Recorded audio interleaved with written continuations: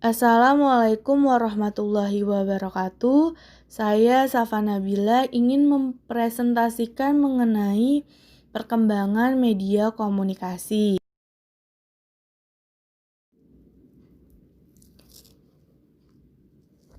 Pada presentasi kali ini akan membahas mengenai new media atau media baru. Media baru dimulai adanya dengan internet. Dari internetlah akan terlahir atau berkembangnya media sosial yang saat ini kita gunakan untuk berkomunikasi dalam keseharian. Pengertian internet. Menurut Purbo, internet pada dasarnya adalah suatu media yang dipakai untuk mengefisiensikan proses komunikasi yang disambungkan lewat berbagai aplikasi semacam web, phone, dan email. Benar saja, kita saat ini sehari-hari sangatlah terbantu dengan adanya internet untuk berkomunikasi.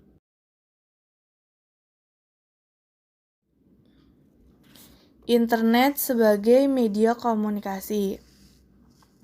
Internet dimulai pada awal tahun 1970 dengan munculnya Automatic Radar Floating Edge atau ARPA yang merupakan sistem milik Departemen Pertahanan Amerika Serikat, yaitu Department of Defense US, yang difokuskan untuk menjaga jaringan komputer terhadap serangan nuklir dikarenakan Pentagon tidak ingin kehilangan data-data dan sistem komunikasi yang dibangun menjadi hancur.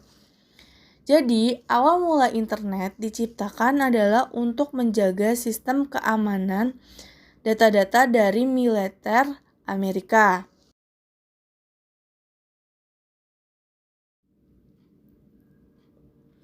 Pada tahun 1990, para insinyur yang bekerja di Laboratorium Fisika Switzerland membuat sebuah sistem interkoneksi dalam komputer yang dapat menampilkan hypertext. Hypertext adalah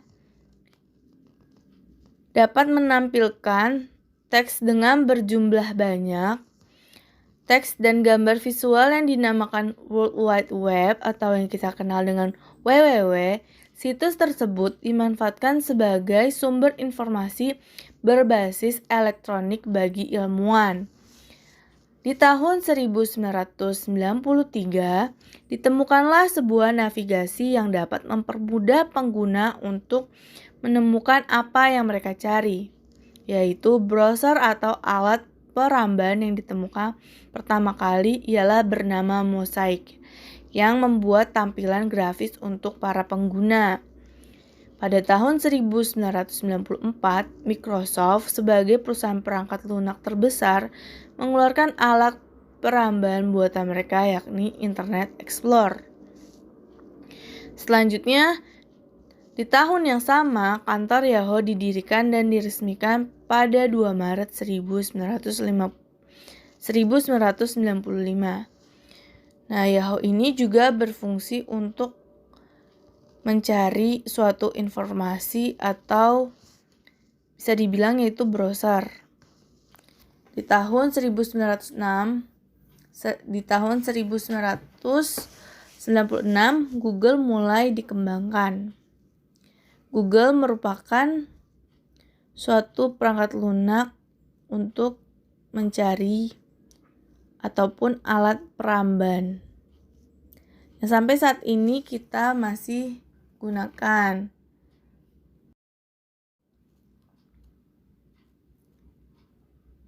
Dari internetlah media baru terbentuk, yaitu media sosial. Media sosial merupakan media untuk berkomunikasi. Media sosial saat ini tidak lepas dari lini kehidupan manusia untuk berkomunikasi.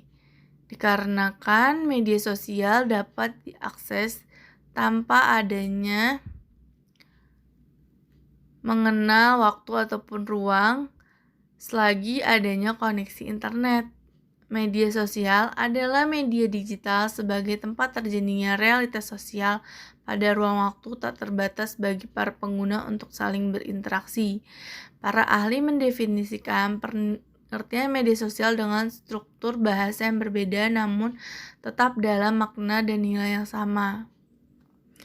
Bisa kita rasakan dengan adanya media sosial, kita tidak perlu untuk repot-repot ke negara lain ataupun tidak perlu risau dengan bedanya zona waktu, dikarenakan kita dapat berkomunikasi kapanpun dengan siapapun, tidak mengenal batas wilayah ataupun suatu negara. Selagi adanya internet, kita tetap akan bisa berkomunikasi. Timeline perkembangan media sosial dimulai dari 1999 dengan adanya blog. Blog sampai saat ini pun masih eksis dan banyak dibaca oleh pembaca. Dari blog ini kita juga dapat menghasilkan uang. Dari mana? Dari blog yang sudah bisa dimonetize dan dipasangkan iklan. Selanjutnya di tahun 2002 ada Friendster. Nah, Friendster ini sudah tidak ada ya aplikasinya. Di tahun 2003 ada LinkedIn dan MySpace.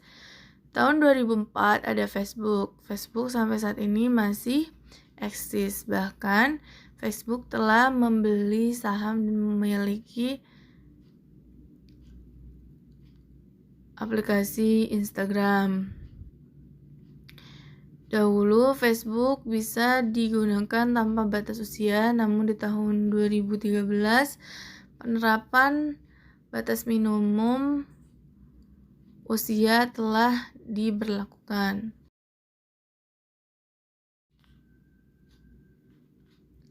Timeline selanjutnya yaitu di 2006 ada Twitter. Di Twitter sampai saat ini pun masih banyak digandrungi atau diminati oleh para user. Karena di Twitter tidak hanya berisi informasi namun juga jokes-jokes berupa tulisan-tulisan. Di tahun selanjutnya ada 2009 yaitu WhatsApp. Sampai saat ini pun WhatsApp sudah menggeser fungsi dari SMS karena di WhatsApp ini aplikasinya menyerupai SMS namun dapat mengirimkan tidak hanya pesan teks tapi suara, video dan juga dokumen. Di tahun 2010 ada IG atau Instagram. Instagram ini tidak hanya berisi mengenai foto-foto yang dapat kita unggah, namun banyak fitur-fitur yang bisa kita nikmati.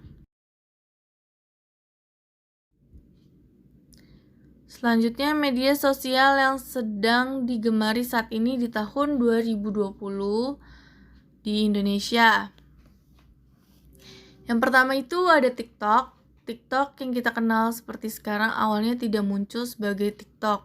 Pada September 2016, perusahaan asal Cina ByteDance meluncurkan aplikasi video pendek bernama Douyin. Dalam waktu 1 tahun, Douyin memiliki 100 juta pengguna dan 1 miliar tayangan video setiap hari.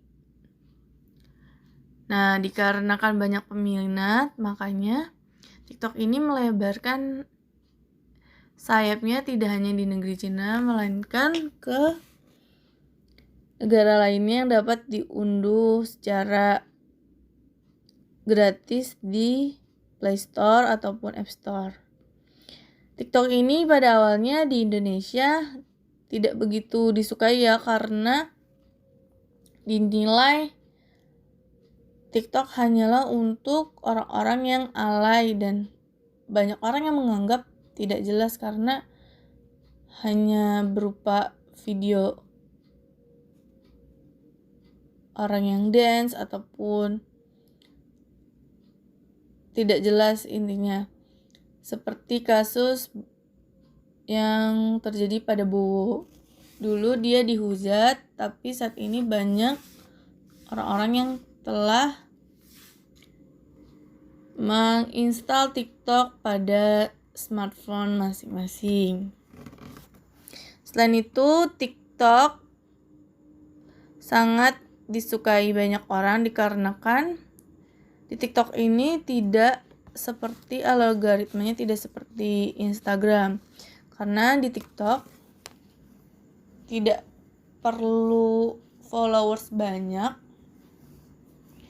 dapat muncul video yang dibuat ke explore orang lain.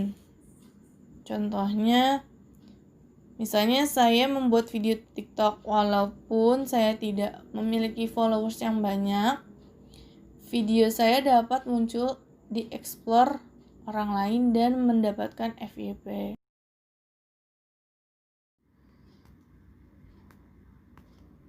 Selanjutnya ada Telegram.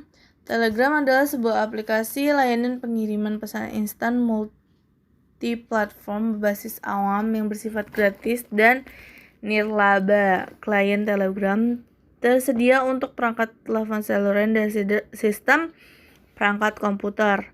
Para pengguna dapat mengirim pesan dan bertukar foto, video, stiker, audio, dan tipe berkas lainnya. Tanggal rilis Telegram adalah 14 Agustus 2013.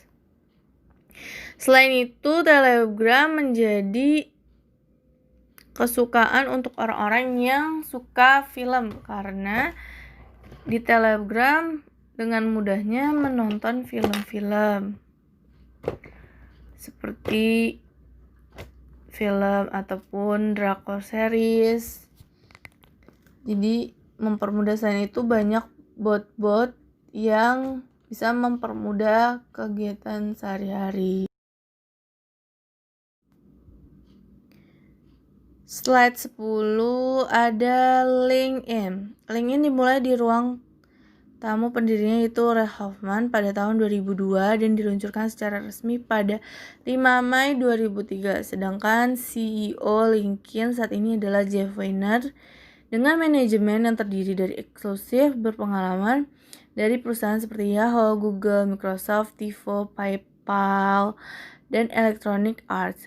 Biasanya orang yang aktif menggunakan media sosial yang satu ini adalah pekerja kantoran, orang yang hendak mencari pekerjaan, atau orang yang bekerja di bagian personalia.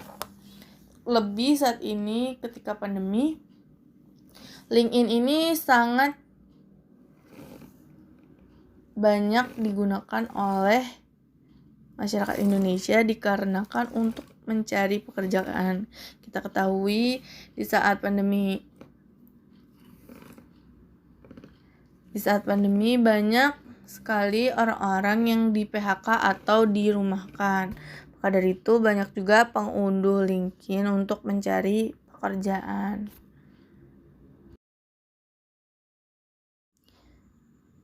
Selanjutnya ada Instagram. Instagram merupakan jejaring sosial yang lahir dari sebuah perusahaan bernama Boom Inc. yang berdiri pada 6 Oktober 2010. Perusahaan ini didirikan oleh Kevin Systrom dan Mike Krieger yang saat ini menjadi CEO dari Instagram.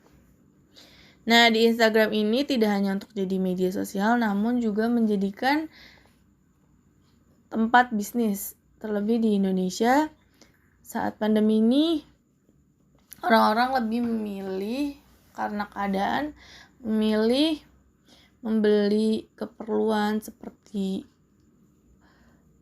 baju, masker, ataupun banyak hal yang itu bisa dibeli melalui online. Karena Instagram dan TikTok sekarang menjadi platform penjualan ataupun bisnis. Selanjutnya ada Twitter. Twitter didirikan oleh Evan Williams, Jack Dorsey, Christopher Bates Stone, dan Noah Glass pada tahun 2006. Jejaring sosial berbasis microblog itu lahir setelah Audi, startup perusahaan rintisan yang dibangun oleh Glass dan William pada tahun 2005. Gagal. Audi fokus pada layanan postcarding. Kedua pendiri mundur dari bisnis tersebut setelah iTunes Store milik Apple muncul dengan layanan serupa. Glass dan William lalu berdiskusi dengan rekan mereka Jack Disney. Nah, Twitter ini sampai saat ini pun masih aktif digunakan oleh pengguna Indonesia untuk menjadi media komunikasi. Selain itu juga menjadikan tempat dagang juga. Jadi saat pandemi ini media sosial ataupun media komunikasi sangat berperan penting dikarenakan saat pandemi di tahun 2020 ini kita dibatasi untuk berinteraksi sosial. Semua hal yang biasanya dilakukan secara offline diubah menjadi online karena untuk mengurangi interaksi sosial antara manusia. Begitu juga ketika pandemi ini media sosial sangat sering digunakan untuk mengisi waktu luang